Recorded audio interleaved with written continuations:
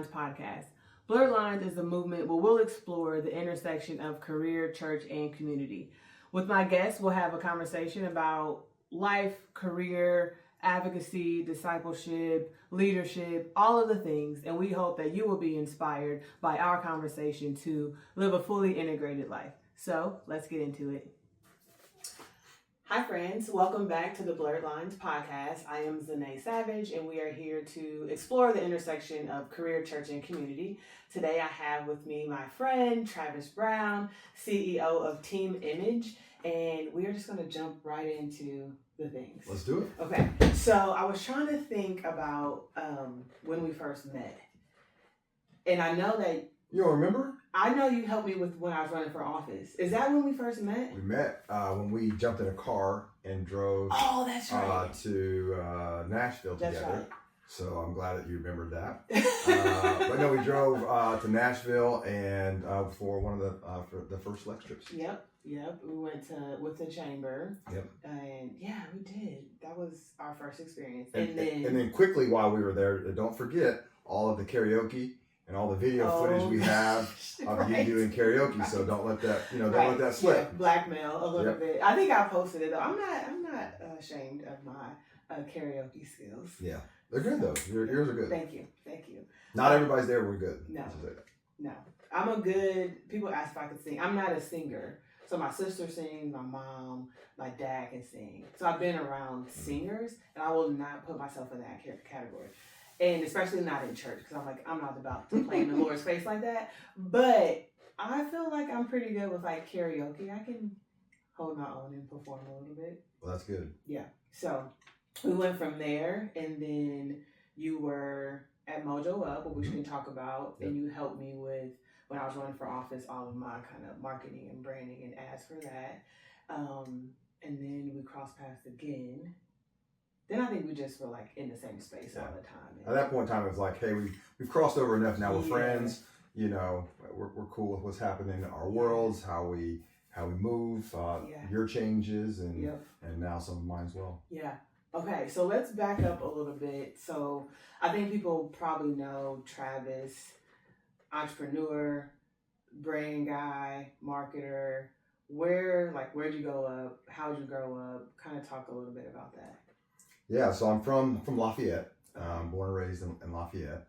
Kind of grew up hardworking, mom and dad, both in the factory life.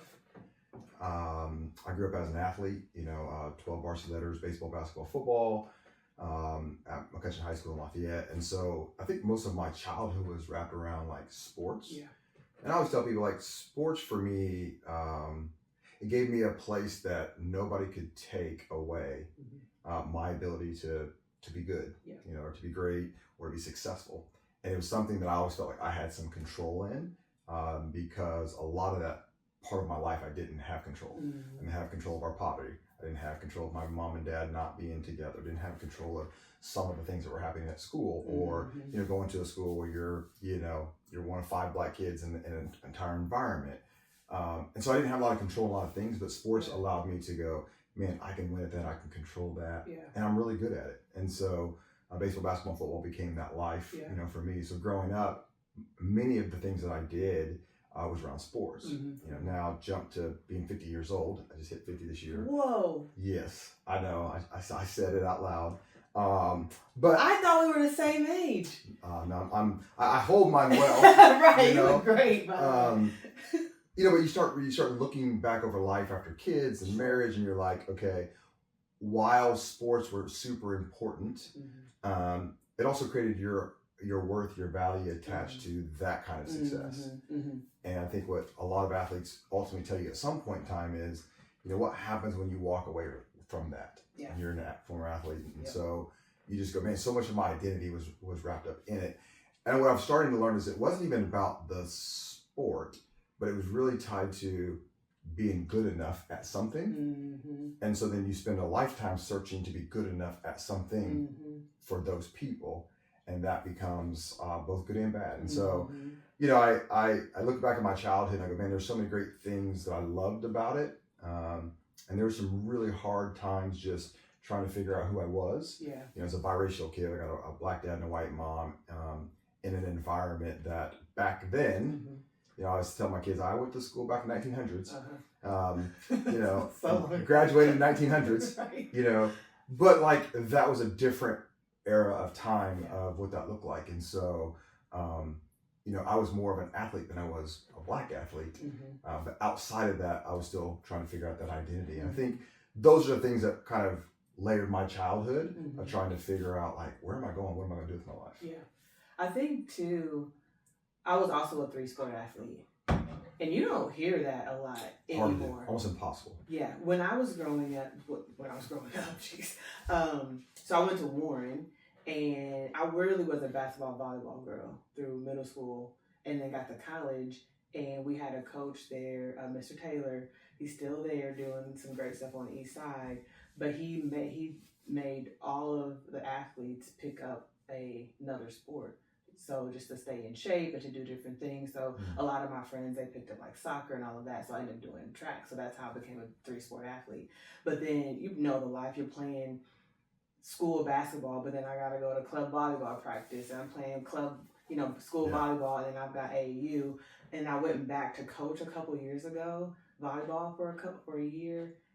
They're just doing one sport. And I'm like, you guys, like, diversify your talents. You don't want to have burnout, try different things, but that pressure, I think, that we're seeing put on kids now to just be so great at one thing, I think can be a little dangerous. I have a lot of thoughts if we have time to get into it. My son is in that space right now. We play on a national AAU team that we coach and travel across the country, and you know, that one sport thing is very, very different today, and I think there's a lot of reasons why. You know, as a 3-sport athlete, I used to joke around like, you know, I started football, and then when football got done, because we would go deep enough in the playoffs, like I had maybe a week off, and I'm in basketball trying to get enough practices to actually play in the first game. That was around Thanksgiving, and then, man, by the time we went deep into the playoffs, we went to semi-states, like then you're done, and then like 2 weeks later you're playing baseball, and so there was no break for 4 straight years as a varsity athlete, and the thing about it is I was good enough athletically then to be able to do it without all the extra preparation, because you didn't have all the trainers, you didn't have, you know, all the isolated things that help kids today. So I don't know that I could do that today and still have the same level of success that I did at that point. That's a good perspective. I think what I was always concerned about when you think of the repetition of certain types of sport, like baseball pitchers or volleyball spikers, and you're that rotate, just that the continuous year round, and if you're not like having the right trainers and doing the right recovery, then that can wear on your muscles and body too. So I would love to kind of dig in more on that maybe later, just like the 3-sport athlete to now just like the single sport. My nephew now is kind of going through that. He is in 8th grade, but he is a killer football player. I mean, he's already been down to tournaments in Florida and DC and all these other places, but he's also good at basketball. And so my sister's like, do we need to choose or do we just do both? And I'm like, just do both. Just ride it out as long as you can. But at some point, they're probably going to ask him to pick one. Absolutely. So we can talk about that. I got some advice for them on that too. So yes, thank you. So then college. Yeah, so college was a tough scenario for me. As a 3-sport athlete, I had D1 opportunities to play baseball. Okay. And I had more D2 and 1 AA opportunities to play football. For scholarship and go free. And so that was kind of the dream at the time. And so I had gotten in trouble my senior year in the recruiting process. And I got in trouble with some kids that we were taking money out of a Coke machine. And it was a whole ordeal. And of course, in Lafayette at the time, you know, the paper had my picture and, you know, 7, you know, McCutcheon, you know, kids or whatever. And it was a whole thing around kids were doing it, taking money, and that was the thing. And, you know, I didn't understand the magnitude of it then, but then when school started to send you the message canceling your visits and the interest, you're like, man, this is way before social media. You're like, how? Well, and you find out some coaches are telling them. And so there's a whole thing. And so it forced me to make a earlier decision than I probably would have made. And so I committed to Illinois State to play football and baseball. And so I went there. It just was not the environment for me. It was actually a very segregated environment. This is 1996, where the players in Detroit and East St. Louis were kind of these anchors. We're in the locker room. The black players and the white players still didn't even really get along. The party scene was completely different. And I just wasn't, I just didn't expect that. And so I stayed there for a year, had the opportunity to transfer back, went to Purdue, I got on the football team at Purdue. But because I left in the middle of a semester at Illinois State, this was a triggering thing that kind of followed me for a lot of years. Because back then they had that once you start, you have to have so many credits, to be eligible. Also at that time, if you transferred up, you had a city year. So the city year, and I had to try to get back academically. And so there was a perpetual issue trying to get back involved. And so I was only there for a year, and then kind of set me on my journey of like, well, what do I do with my life? And I'll fast forward to a piece of it, because I remember I was right after college, and I say I wasn't just a college dropout, I was a 2-time college dropout. Illinois State and Purdue now, but I was working at a little job at the pawn shop. And I remember going like, how did I get here? This wasn't my journey. This isn't where I was supposed to be. I always wanted more for myself. And I found myself at a space where like a major crossroad, like I didn't plan this. Sure. I think for most people in life, whether that comes when you're a kid in college or an adult, through marriage, through kids, through careers, businesses, failures, you're always going to get to a point where you're like, how in the heck did I get here? Because this is not how I saw it. And then the question then becomes, well, then how do you get out of it? And I think I have 2 thoughts. One of how I'm getting out of some valleys now, but how I did it then. But it was like, man, all right, who can I learn from? What am I going to put in my head? How am I going to educate myself? Who can I surround myself? And then what path will I dig out? And so that began actually the entrepreneur side of my life of going, I don't have a college degree. It was very hard to get a job back there for a black guy that's just trying to find a job.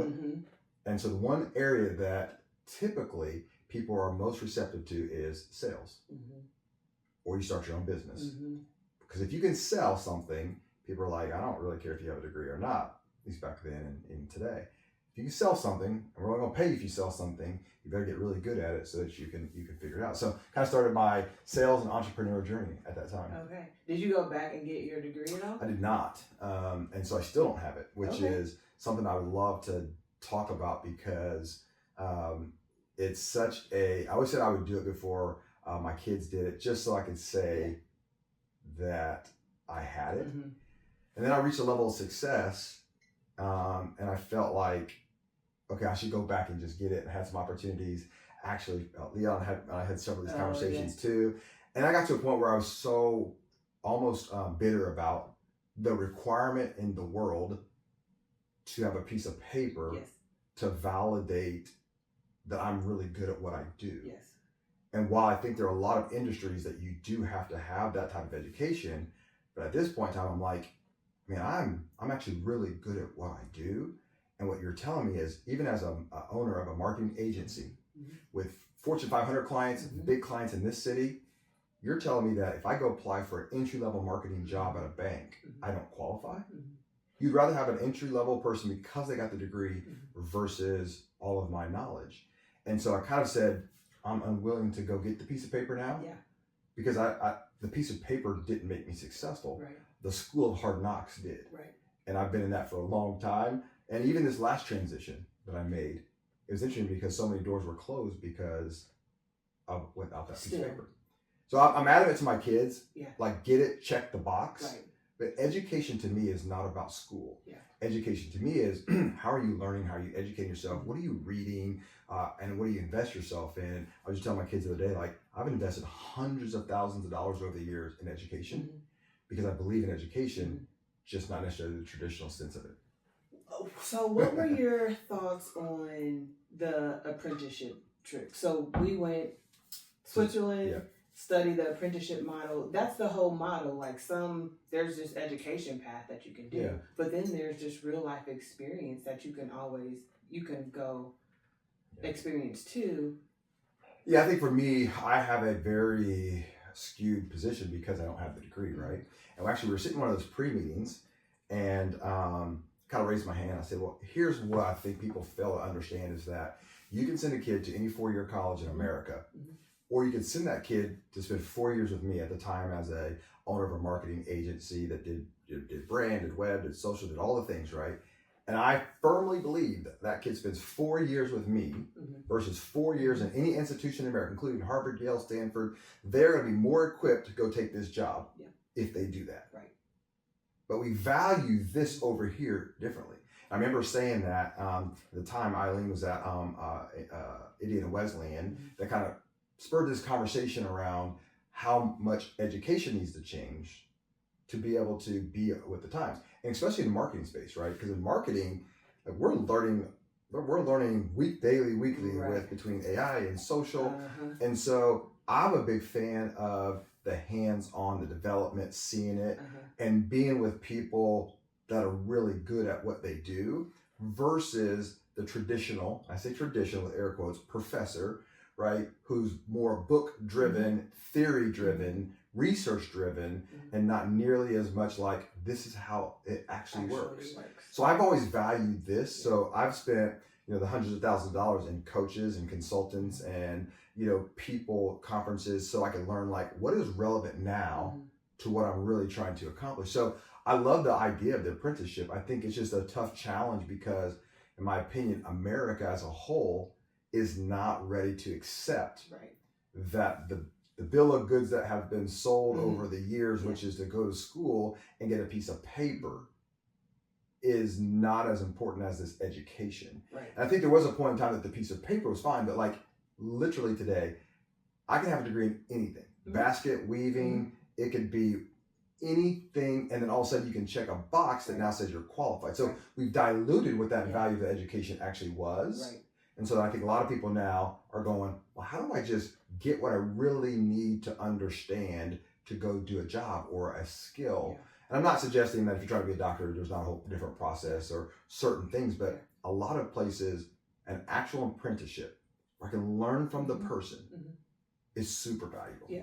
And I have a similar experience in the sense of I didn't get my CPA license right out of school. I had this whole book and episodes about my CPA journey, how I started, stopped, failed a bunch of stuff. And it actually didn't end up getting it until I'm probably 12 years out of college. But I had already had a pretty successful career. I mean, I did all the things. I worked in public accounting. I had worked at CPA firms. Like, I had all these experiences. And so I moved out of public accounting and into corporate and was doing financial reporting and analyst work and all this. And so I was applying for a job at another company, a larger company. I won't name them here. I'll tell you about it later.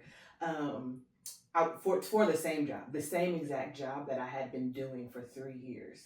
And I was overqualified for it because I had the public accounting. I had been doing this job. I knew somebody there who got me in the door. And because I didn't have the CPA license, they wouldn't even interview me. And this is for, at the time, like a senior level position. And so it was in that moment that I was like, okay, I will not let that happen to me again. So I got the CPA license just so I could have it just in case. I'd rather have it and not need it and not have it. But then I thought to myself, this is BS. I'm overqualified for your position, actually. Like, I'm doing you a favor, like, if you hired me, but you won't even. So it's like it's on the like corporate side too that we're putting all these check the box things, which I understand. You want to differentiate from all the candidates and kind of. But I think what the differentiation should be is like, what is the experience? What is your experience? What have I actually done? And so what they did historically is say, well, the only way we can quantify that is if you have these numbers or these letters or what have you behind your name. That's how we're going to quantify how good you actually are versus what you can do. Last week my son had the opportunity to do a personal training session with Andrew Nemhard from the Pacers. And he's been blessed with some opportunities as I've taught him how to ask very important questions to people. But he worked out with Nigel Pack, who's a great college basketball career, and CJ Gunn, and all these different people that have done it, right? And you ask him as an 11-year-old going, who do I want to learn from? I want to learn from the guys that are doing the thing right now that I can see on TV and I can watch them do it at the highest level. Not somebody else that hasn't had that experience or known it. Now, I'm not saying there's not a place for both. For sure. I'm just simply saying, back to the question about the apprentice program and our trip to Zurich, what they've done in their culture Culture. is accepted that, man, if somebody wants to be a landscaper, Mm-hmm. that's as noble as any other job that there is. Right. We just haven't done that yet in America, and we're not yet okay with that journey opposed to the traditional sense. Yeah, and I don't think we're okay with on-the-job learning and experience for the more business type roles like marketing or accounting. I took an accounting class in high school. It's debits and credits.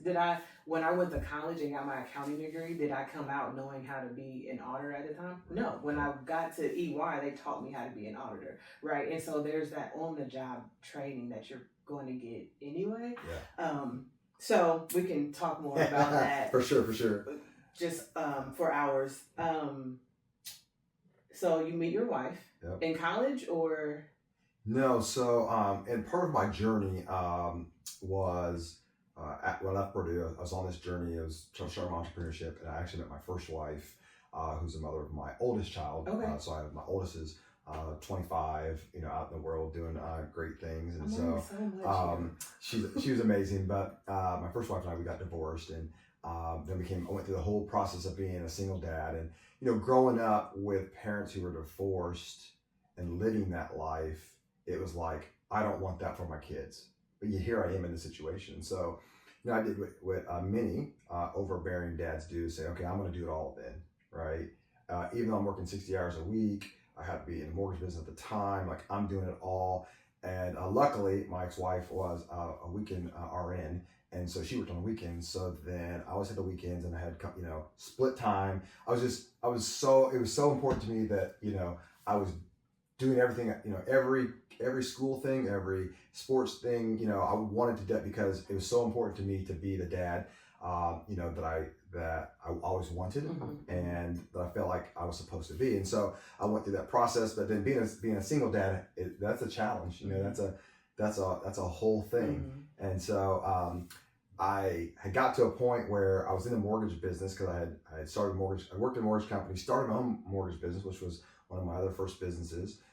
Sold it and was a VP for years. And I had this opportunity because I always knew like I wanted to speak, and I knew it was a thing, or train. And so that was kind of my space. So I had an opportunity to leave that company and start another company to go be a motivational speaker, trainer. And that kind of like launched that side of my career of corporate training and traveling the country and learning how to train and develop people. And that just became a gift of mine. I say I have two God-given gifts when it comes to the business world. One is speaking, and the other is strategy. I can sit in a room, I can build strategy out of anything. And so that led me down that path of being able to really stand on the stage, and teach and motivate, inspire, equip. And I was doing that corporately. And that was fun, but I had this passion, like, how do I help a 16-year-old, 17-year-old Travis Brown not make the same mistakes that he did?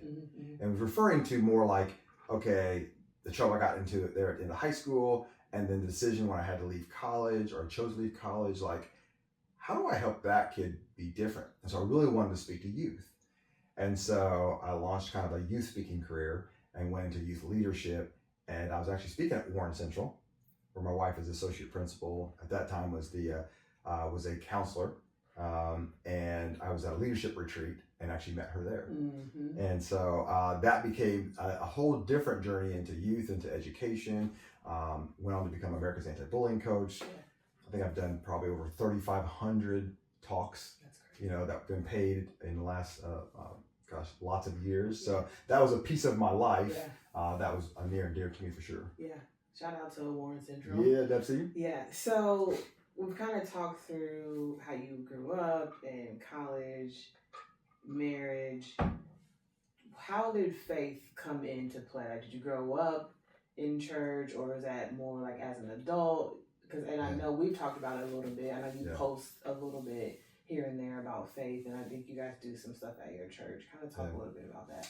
So I think faith to me has like three phases over those 50 years that you're a wild bunch. The early days of going to church, Second Baptist Church, Lafayette, Indiana. My uncle's a deacon there. The traditional small black Baptist church. Sang in a choir. that was a whole opportunity for me to like, okay, this is what church is. Getting up on Sunday mornings at my aunt and uncle's house, listening to gospel music at that time. Listen to my aunt talk about going, I'm gonna whoop you if your clothes aren't ironed for church. Right? All those kind of things. We joke about that now, but that was an experience where it's like I have to church. Mm-hmm. Right? Mm-hmm. But we went and we still had fun, we enjoyed it, but it was have to. That was the first time I ever accepted Christ. It was like in that phase.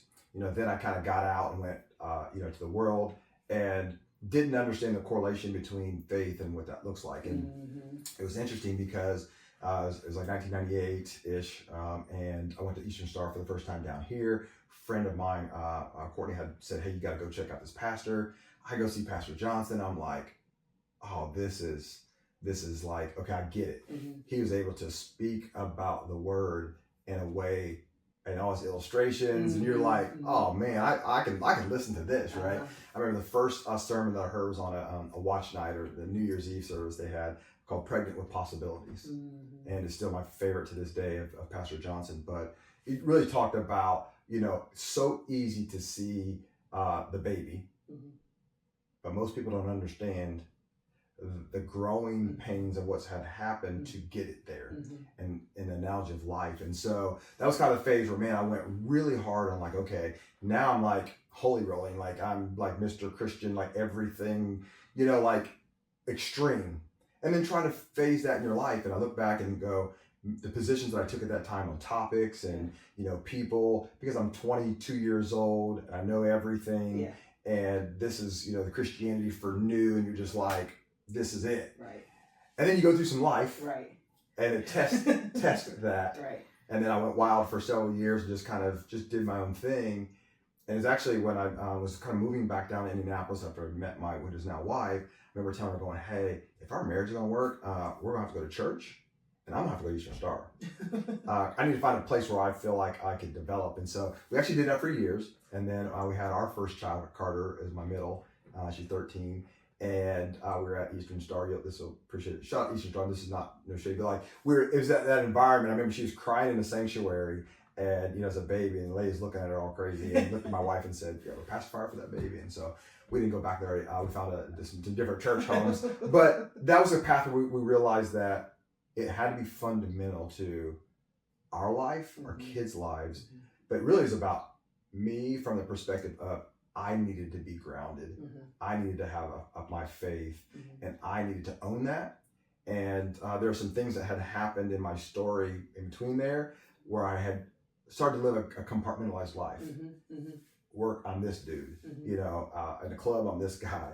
And with my kid, I'm here, and I'm like, I had all these compartments of which I could live separate lives.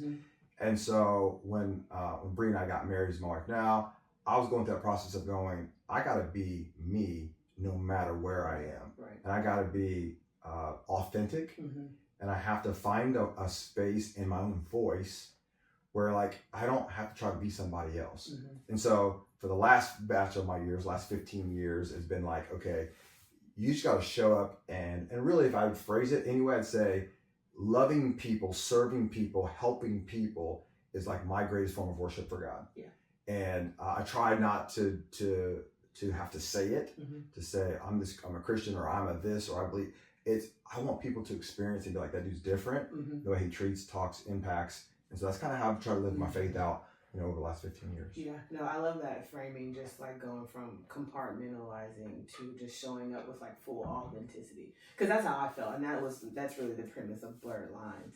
I mean, just kind of growing up in church, and then growing up and being a church leader in multiple ways, but then being at work and then serving in the community. And it's like exhausting trying to go between the difference if you're not being your authentic self. And I remember showing up to work and having conversations, and I'm really probably the only Black person at the time, and folks are talking about what they did on the weekend, and really I'm like, well, my whole Sunday was church.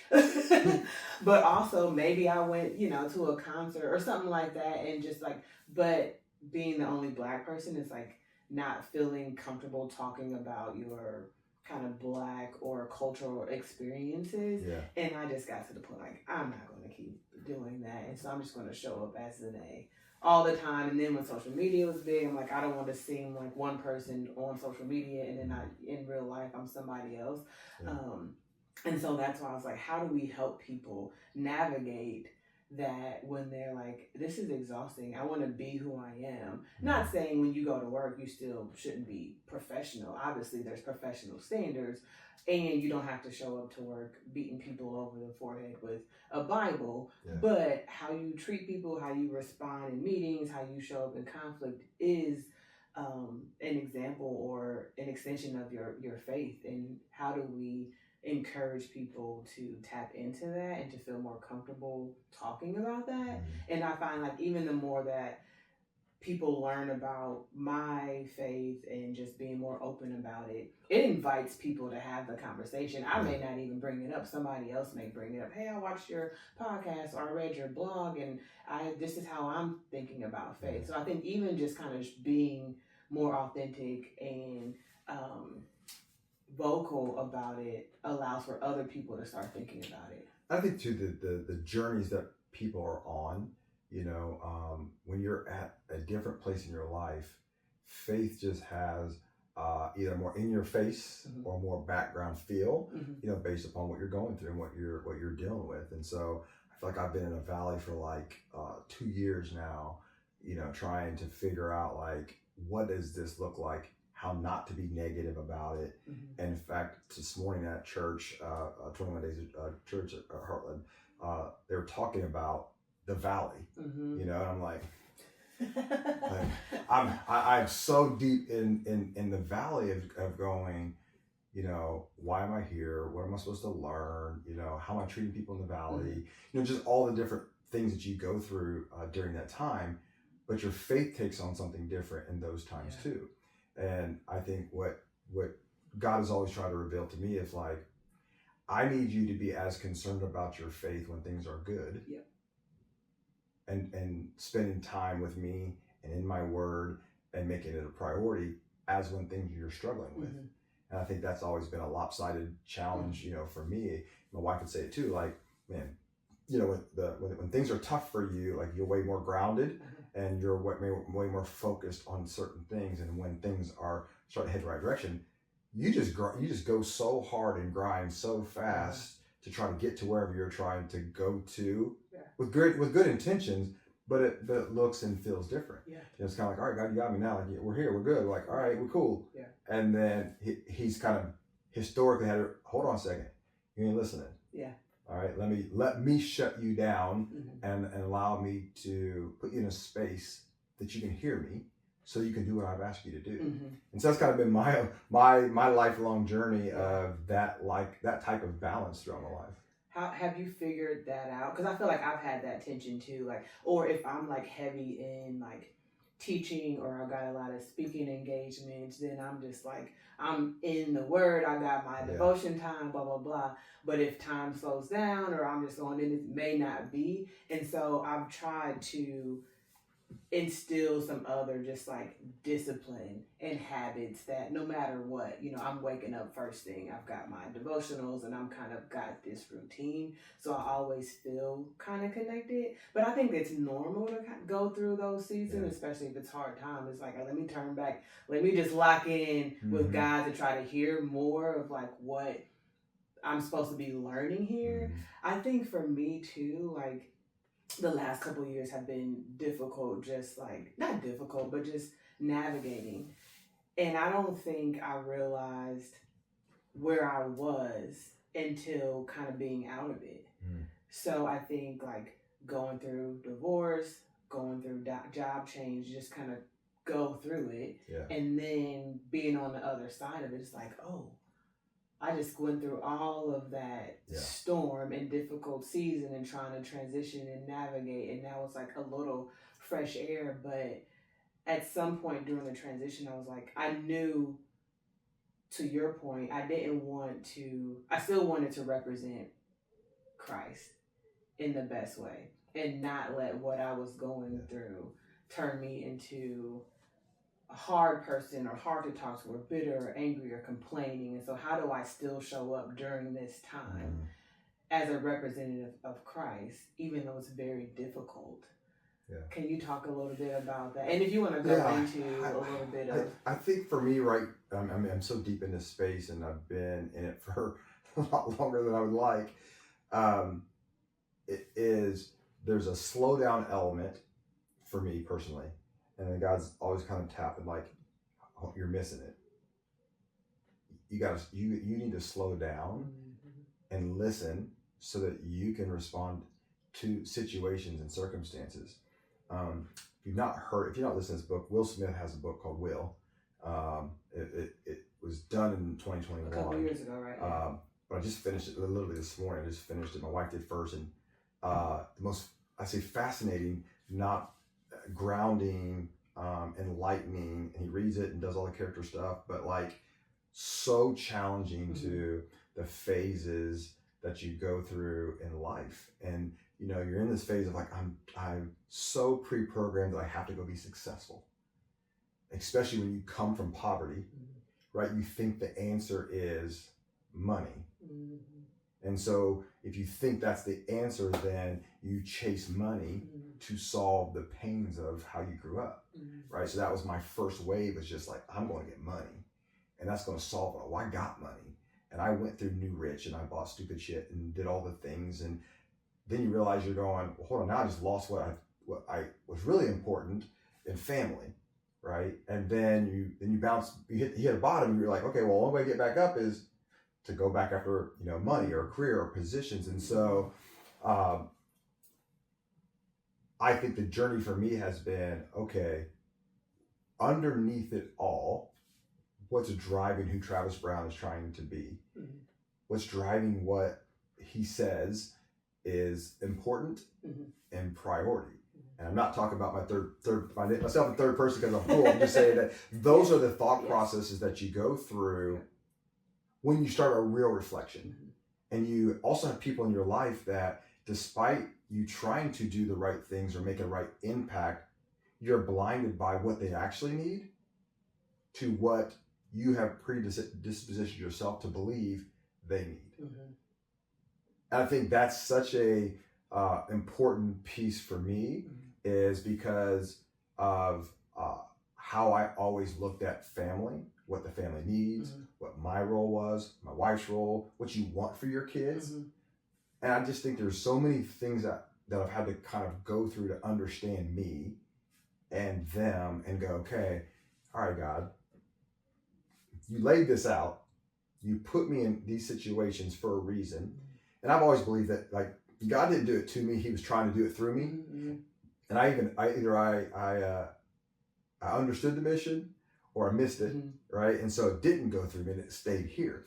And so during this journey of mine, I just look back and I go, okay, these are some areas that I just really missed. And my wife is good at making sure that I know those areas that I've missed and still missing. And if you listen, your kids will tell you too. And, you know, there's probably not pain like the pain when you realize you've missed for your kids. That pain hurts. Yeah. And most of the time for most people, it's not because you aren't trying. It's just that you had such I had such an agenda and a goal and what I thought was purpose for them. And what I needed to do to help them get where they need to go. And what happens in that phase, you're like, yeah, but I'm doing this for them. And while the end result is still for them, you're doing it your way because of you. And man, that's some tough, really, really tough things to really uncover. Yeah. And so I think the ups and downs of my life have been kind of corresponding to how engaged am I around what I want, wrapped up in what I'm saying they need.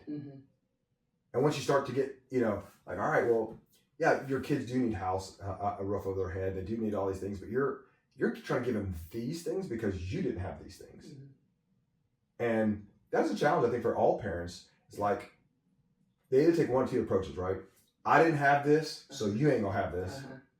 or I didn't have this, so I'm going to give you everything that I didn't have. Yeah. And there are traps in both of them, Yeah. right?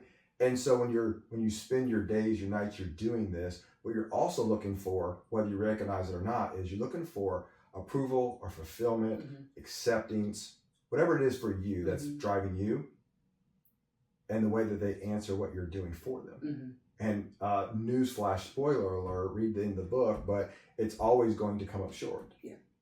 And I think that's part of kind of my family dynamic, but I also had something similar to that with work and with business and in life. And so, I mean, it's a journey. Yeah. You know, I literally took notes today at church and I was like, you know, my journey to 50 and all the pieces that were layers to unpack who I was, unpack childhood trauma, things and decisions that I have made, put myself in situations. All right, what I've learned, how I'm impacting. You know, when I was on tour as an anti-bullying speaker or leadership speaker, like I'm in front of thousands of kids 3, 4, 5 times a day, impacting lives, changing lives, impacting people. And you're like, it's purposeful, right? And you go through phases where you're like, man, I'm really purposeful and I'm impacting. And when your job changes, it's like, is this as much? Right. And you kind of have this flux. So all that to say, the journey for me has been like, all right, Travis, you have to get real with what's driving you to do what you do. And what value are you assessing to when you get up every single day to do the things you're doing? And is it about business or is it about money? Is it about pride? Is it about your parents? Is it about your, like, and those are hard questions to ultimately face the mirror and go, I got to deal with this shit. Yeah. I think for me, similar, and thank you for sharing about the parenting part for sure. I think part of it is like, sometimes I had this kind of like God or Savior complex, which sounds terrible to say, but it comes down to like control a little bit. Like if I'm part of this organization, I think that the organization should do this. Yeah. Right. 100%. Or if I am with this person, I think the person should do this. And so we try to navigate and control things that we may not have ownership of, can't drive, or shouldn't try to own. We can only own our seat at the table, what we bring, our space in the building. And how do I let God navigate that versus me trying to own direct traffic and sitting in the space of like, okay, God, what do you have me here in this particular seat to do with this person at this organization, in this community meeting, whatever, without trying to take over the entire thing, but like, what is my specific role here? And that's been hard for me a little bit too with like family. I don't have kids, but I'm the oldest and I've got siblings, and watching them trying to navigate stuff, and I'm like, don't do this, or you should do this, or meet this person. And it's like, God has everybody on their own journey, and they've got to figure out the things and learn the lessons, like just like I had to. And so trusting God to direct everything that surrounds you versus like me trying to control and navigate and direct every single thing. And one of the things I'm thinking about as you're talking about that is it's also trusting that the things that you are doing, even when you don't see the direct result of it, that you know that it's right, and you know that it will be impactful, is not abandoning that thing. Yeah. In fact, today, my oldest daughter, I was telling you, she's grown now, so have a different relationship with her. But there's something that happened to me today, and I think this will just kind of to kind of bring home when you're trying, you're doing, but it's about purposefulness and what you do with your kids. She sent me these 2 messages today. She said, while I haven't, and she'd be okay if I say this, I know she would, why I haven't always been understanding, thank you for all you've done and all the ways that you've poured into me. I love you. And she said, I had a sweet moment of prayer last night, and I just woke up in a heart posture that I know you have prayed for. She said, so while you may think that you are more distant in my adult life now, just know that that's not true, and you still touch my life and my heart. And so when you're a baby girl, that was your most trial and error of parenting, and you look back and you're like, I made all these mistakes, But one of the things that I always tried to do from a spiritual perspective is that she knows how much I believe in God, how much I have visually and with actions tried to stand on that, and then prayed with and for and stood in the gap, so that when they're 25 years old and you can't save every decision that they make, you know that you've been a part of putting something in them that's still driving them. That's right. Even though it doesn't look like you would want it to look. And that's really difficult when you're with adult children. You're like, that's not good.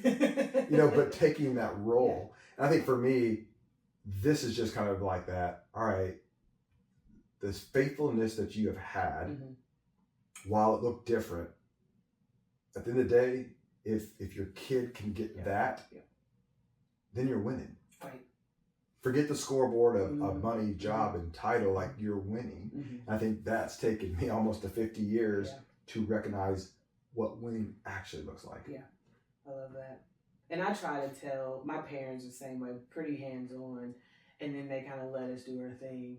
And I still say to this day, like, there's every Mother's Day, I used to get my mom almost every Mother's Day. I had it recently, but there's a plaque that says, like, everything that I am is because of my mom, right? It's like, my parents were great. They did all the things. Did we do everything perfect? But no, I didn't. I still made mistakes and fell and all of the things. But they shielded us from a lot. Did they do everything perfect? Like, now as an adult, and I look back and I'm like, what was that? Or why did we do this? Or I remember this. You're like, this is crazy. But look at all of us, right? And so I just try to, like, every now and then just kind of give them little reminders, like, you guys actually did a good job, and the Lord's going to bring it all together, and we've got to bump our heads and learn the lessons. And as a parent, you do what you can. You trust God with the rest. So that's super sweet that she sent you that message. I don't know if you know this about me, but I did a show for MTV called MTV Made years ago. What? That was MTV Made Coach. You're probably too young, but they used to have this show MTV Made back in the 19th. And it was MTV Made Coach. Yeah. And that was the time I was on the speaking circuit, speaking all over the country. Headline news, CNN. I had all those type of accolades of speaking, and I went to be an MTV Made Coach for this kid who, at the nature of what he really had, the issue was self-esteem, self-confidence, self-belief issue, but he also had a dad issue. And a part of my story was that my dad was not as involved as I wanted him to be. I'm this big athlete, and I felt like he should show up to all these things that he wasn't, and he was trying to figure a lot of things out. And through the course of that show, something happened that led to a path of some dominoes. But that show, I broke down on that show. As you can tell, I'm an emotional person. Because I'm telling this kid, like, my dad should have been there for me, and he wasn't. And it's kind of referring to some of those core moments that I had to make decisions. I felt like on my own with my mom that I needed some more guidance. So I broke down and kind of put my dad on blast.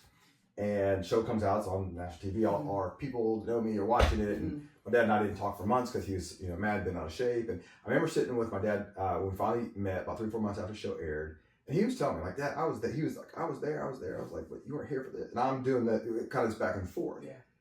But I walked out of there that day, going, damn, he did the best that he could. Oh yeah. And so it didn't 100% sink in there, but I was on tour speaking, talking about dad issues, and almost every day I would have kids line up to talk about their parent issues, right? And so I was able to speak into that for so long.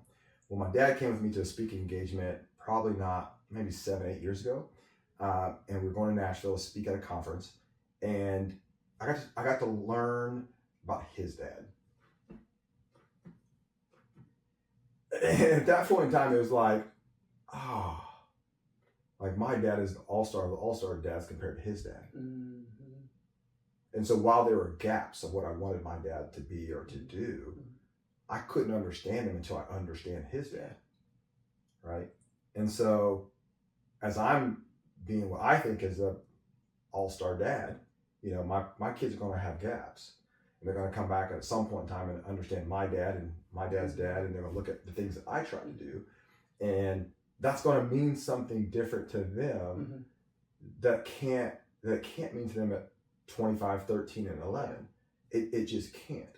And so I think that's part of that evolution of like, of what you're doing, the impact that you're making, but also, you know, I'm less harsh of a critic to people today than I ever have been, as you realize people are going through their own stuff and they're developing, especially in the workplace, where 20 years ago, I wouldn't even given you a thought that whatever your situation was at work shouldn't have anything to do. Like, I wanted you to compartmentalize that and not be a human, right? And so I think when you involve in that space, you take some of the things that may have been painful for you, and you learn more about them, and you figure out how you're going to, you know, adapt and ultimately change people and ultimately change the world. I think that's been something that I've been really focused on, like, okay, how do I do this better? And not just at home, and not, as some people do, just at work. Right. Because some people are really good at doing this at work. And then by the time they get home, it looks completely different. And I think that's always a, you know, tough shift. My wife is, you know, associate principal at Warren Central High School, and there's been so many times in her life she had poured so much into that we always say her compassion fatigue at home. It's a real thing, you know, you feel that, right? So how do you balance all of those things? And it starts with that awareness to say, okay, here's how I have to impact people around me. I can't let you out of here without talking about business stuff. And I have the utmost respect for entrepreneurs, business owners. It is hard. And like, you know, and I see it also from another lens because I'm an accountant. And so when I'm helping small businesses or coaching and they're asking me, and I'm like, you don't have no money here. And you trying to do all this, so like, what is the plan? And then I put it in the position as like, that is a very difficult space. I just love having a paycheck every 2 weeks. I know what it's going to be. I can plan. I'm a planner, XYZ. Entrepreneurship is not like that. Going to being a small business owner is not like that. And how can I be the best partner as an accountant or a coach or whatever, serving on a board for small business owners and entrepreneurs who are navigating all this space? And sometimes it's like, you probably need to consolidate or close the doors, or how do you partner, or just what is that? And so I think I just have so much respect for folks. I'm curious on, you've had, you know, I don't know if you would consider yourself a serial entrepreneur, business owner. You know, it's funny. I never considered myself as, I didn't even really consider myself as an entrepreneur most of my life, which is ridiculous because, you know, at 19, I started my first business, which was called TV Marketing, Travis Brown Marketing. I still have a card from all those iterations, right? So in a marketing company, then at 22, I owned a mortgage company. And then you own that mortgage company? Yeah, I owned a mortgage company. How to prove it, like went through all the things, you know, I owned a mortgage company. And then I started my consulting company, and then rolled that into a speaking company, and then turned it into a full-blown marketing agency, you know, as a company. And even the job that I have now, team manager, CEO, is really a very entrepreneurial spirit of running a company, a small business. And so you think about that, I had to go back and say, you know, in 30 years, I've never not had to hunt to eat. 30 years. If you don't kill this thing and turn this into food, then you don't get paid. And once you start looking at it, you're like, well, that's like all the definitions of all those businesses, and not having a guaranteed paycheck is like entrepreneurship 101, right? And for whatever reason, I just never considered myself an entrepreneur. A business owner, yes, but I just didn't. And I think partly because when you label yourself that, one, there's a lot of responsibility that comes with that. And then two, you have to deal with all the things that you don't really know. And so a couple things that now, as I look back and I go, here's why at certain points my business was really successful, and also here's why it failed. And the truth is, those two things are so intertwined, is the risk taker that I am, and being comfortable with taking risks, making mistakes, getting no's, and figuring it out is a strong suit of mine. I think that has a lot to do with how you grow up, and you just grow up in that level of chaos. And business ownership for most people is chaos. And most people just can't operate comfortably in that level of chaos, but I could.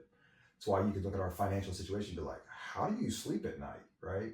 Well, with one eye open or half sleep, I don't know which one it is, but you get comfortable even though you're uncomfortable in these spaces. So I think for number one, I say entrepreneurs, you have to have that appetite. And where somebody's told you all your life, I want to own my own business. Do you? Do you? And I think what we have demonized for a lot of ways is people that don't. But not everybody's built for that. And there's nothing wrong. My wife is in that 2 paychecks, solid for 15 years that we've been married. And if it didn't have that, the other side of it would have been way worse. And so we need people that need that comfort level. But number one is you got to be okay, with the unknown and the change and a little bit of chaos. Number two is there are 2 really important people that you have to have in business that most people don't until it's too late. One, you need to have an accountant, CPA. I can't afford that. You can't afford not to have somebody that's helping you understand the money. Because most entrepreneurs or business owners are that because they did something really well. I do flowers very, very well. Okay, so I'll start my own business. Right. And there's a point in that where you're like, doing the flowers has very little to do with the success of your business. It's how you actually run the business, understanding the numbers, understanding that. And actually until I was at Mojo Up after a couple of years in owning that company, you referred me to a CPA. We started spending time with her as a fractional CFO. And I started to understand things that would have changed everything. Now, I still can't understand why anybody would ever not run on cash basis, but that's a whole nother thing. That I know accountants are like, accrual. I'm like, accrual? What are you talking about? Like, I don't have that money. You want me to act like I have that thing? And I don't. A whole nother side note. But it is important to have that accounting factor. And then some level of legal counsel. Many of the issues that I encountered were for contracts that weren't solid enough. You couldn't hold people accountable. And then what challenge I feel like I always ran into is I had all these contracts that people never had to actually own up or I guess stay true to. But me and my word, I'm always like, but I should do the same thing in all these other situations. But I'm like, I know what I signed or what I stood up for. And so I always feel like I'm paying people when they do something wrong, but I'm in a contract and nobody else is paying me. But really understanding accounting and understanding legal, I think are 2 of the downfalls of most businesses that they just don't get. The fourth one is you have to have a business model that can actually work. Because most people are like, oh, I could do this. And they pull out a calculator or a spreadsheet and they run some basic numbers and like, oh, I can do this, right? So at Mojo Up, one of the things that I had to learn the hard way was that down the road, as we wanted to scale the business, I had to scale with people and bodies. So what that always meant was, if we got more work, you're like, okay, then you get more people.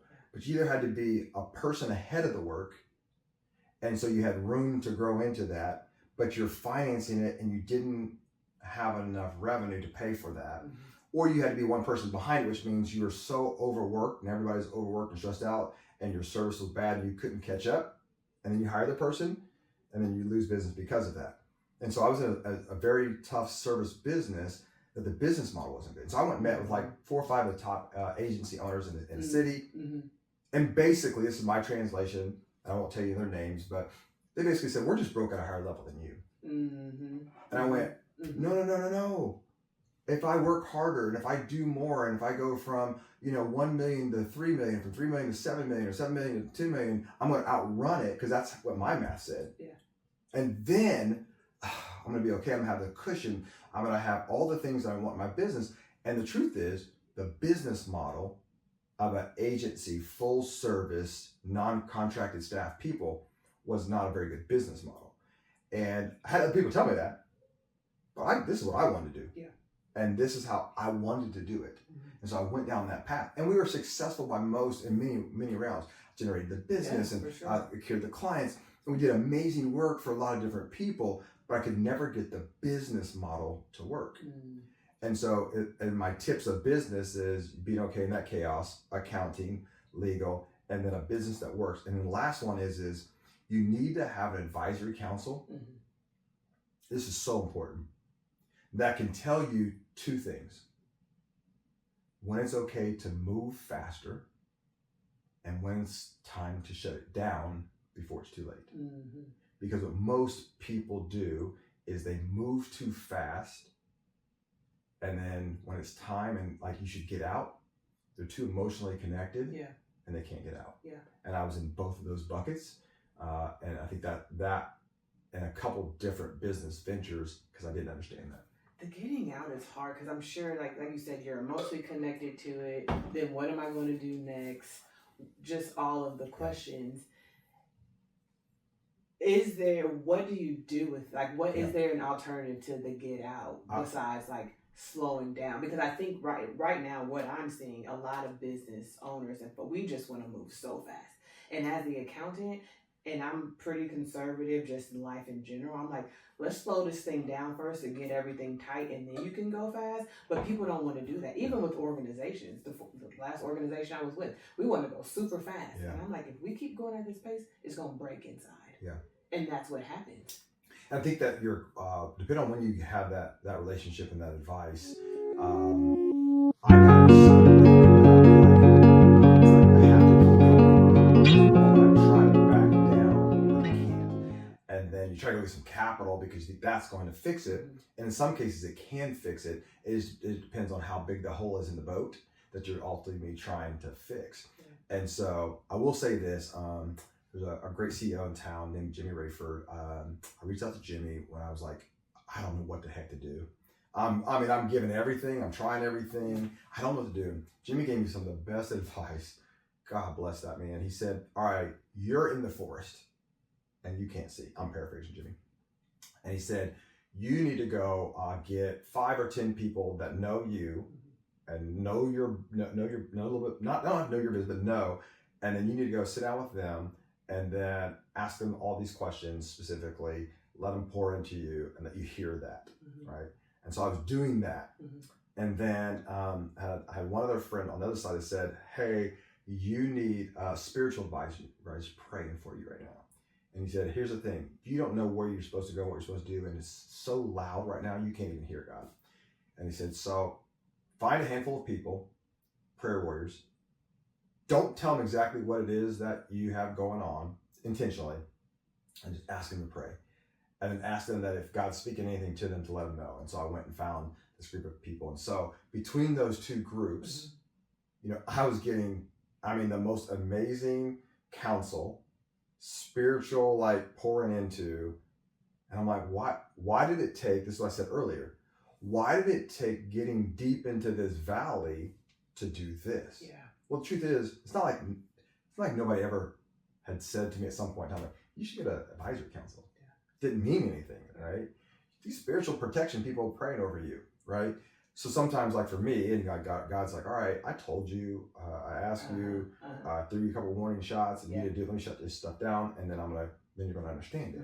And so I just tell people that are thinking about entrepreneurship, I don't want to say that I'm anti it, but I'm in a space where I've transitioned out. I'm still going through the closing out, and there's a lot of baggage that's required to be able to do that.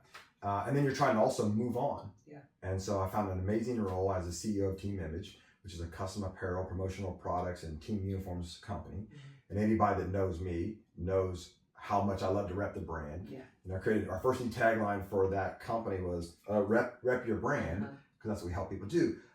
But it's like the most perfect fit for my skill set with a partner who does all this other things. Right. Another thing I would say in those 5 steps, I didn't name this, but I personally would never go back into business by myself.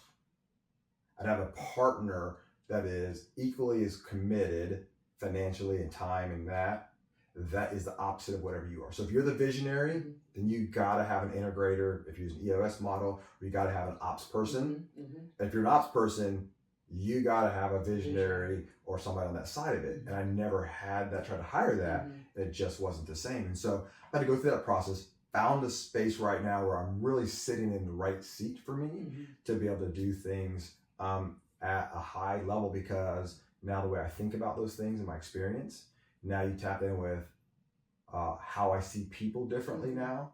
over the course of the last, I'd say at least 15, 20 years and learning people, I can be way more impactful in an organization than I ever could be because of all the stuff I've been through. Yeah. I think if I had to summarize what you just said for entrepreneurs or anybody who wants to start a business and even business owners, get it tight first. Like, get your business plan. I don't know if you're still doing the blueprint. Yeah, I still do marketing blueprint for people. Yeah, for sure. Yeah. I had been on a couple bail panels. So you need a banker, an accountant, an insurance agent, and legal. Yeah. You've got to have all of those things before you try to go. Yeah. And to have that good counsel, because once you're off to the races, like, it's hard to put the toothpaste back in the tubes, what they say. Yeah. The one thing I didn't mention about entrepreneurship, and I think this is my last piece of advice for them, is that make it your side hustle until it completely replaces your main hustle. And by completely replaces, that means I always tell people that you've either banked your main job or your side hustle for 1 year at least. Because it's a gauge where you're like, because people, and I've done this right. I can sell myself and like, okay, I got this customer, and that customer. I'm replacing my income. I'm good. 4 months down the road, that customer goes out of the way, and now you got a problem. But you'll never think of it that way, right? Because you're so excited about the business. But if you successfully maintain a side hustle for a year and you've been able to bank all of that, now you can go, I have enough room. I have enough cushion, or my pastor always say margin, that a lot of things can go wrong and you're still going to be okay. That's the issue with most entrepreneurs, is they're tapping everything to just be on the thin line. There's not enough margin, and the business world is going to give you stuff that you couldn't. I mean, we were diverse and talented as an agency, and you go through America's change that completely changed all the things that we were doing. I couldn't foresee that. But if I had a big enough cushion, it wouldn't matter, right? So I always tell people, think about that cushion that you're really going to need, because it's going to take you longer to get there, and it's going to be more expensive than you thought. Yeah. But you can get there, and you can do it. I'm not telling you can't, but understand that. Thank you. This is great. You're welcome. Okay. Well, that was a great conversation. If you enjoyed the conversation, if something resonated, leave us some comments. Please share the message. Feel free to reach out to Travis on all the socials, and we look forward to hearing how you're blurring the lines in your life. All right. I hope you enjoyed that conversation. Thank you so much for tuning in to the Blurred Lines podcast. If you would love to continue the conversation, if you want to share your story, we would love to hear from you. Go to liveblurred.com and share with us any experiences that you have. It may be featured on our podcast and our newsletter, or even having you as a guest on the show. So until next time, live blurred.